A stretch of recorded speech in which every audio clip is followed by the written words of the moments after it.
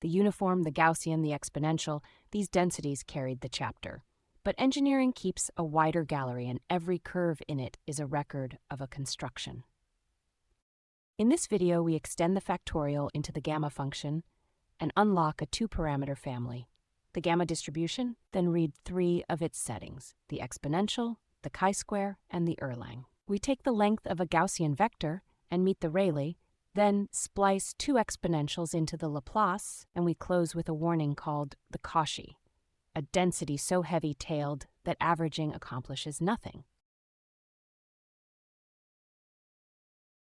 Start with a function, not a density. The gamma function assigns to each positive number z an integral, u to the z minus 1 times e to the minus u, integrated over the positive axis.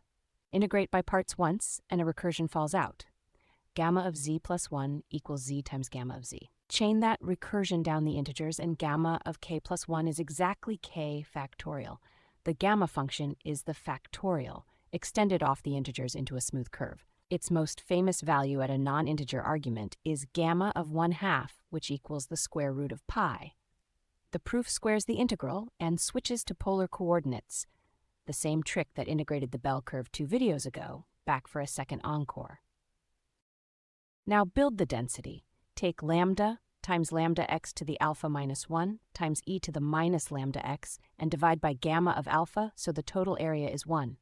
This is the gamma distribution, with a shape parameter alpha and a rate parameter lambda. Together, they form a dial.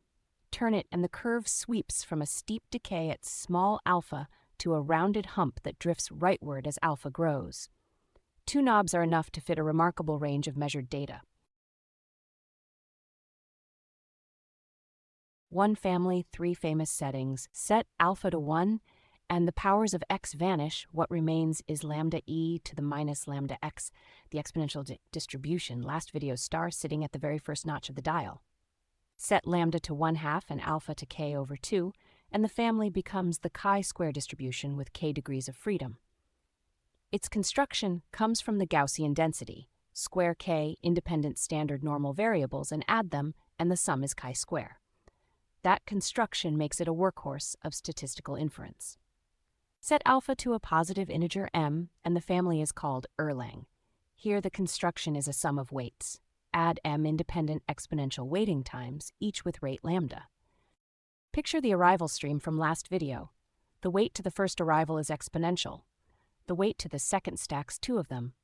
Keep going, and the time of the mth arrival is Erlang. Its density humps and drifts rightward as m grows. 3 names, 1 formula. The label on the curve tells you which construction produced it. Now build sideways from the Gaussian. Scatter a cloud of points on a plane with each coordinate an independent zero-mean Gaussian. Then ask a geometric question. How far does a point land from the center? That length, the square root of x squared plus y squared, is a new random variable. Its density is the Rayleigh distribution, r over sigma squared times e to the minus r squared over 2 sigma squared. It rises from 0, peaks, and decays, the shape of amplitude fading in urban radio, where reflected signals add like Gaussian coordinates. One naming trap deserves a clear sentence.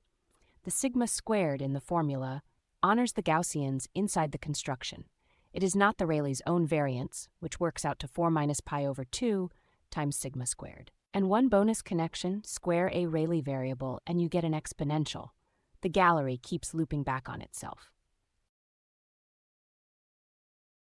2 curves remain, and they bracket the gallery. Take last video's exponential density, flip a copy across 0, glue the halves at the peak, and renormalize. The factor of 1/2 keeps the area at 1. The result is the Laplace distribution, e to the minus absolute value of x over b, divided by 2b. It is symmetric like a Gaussian, but sharper at the peak and heavier in the tails, and it records its own construction. The difference of 2 independent exponential weights is Laplace.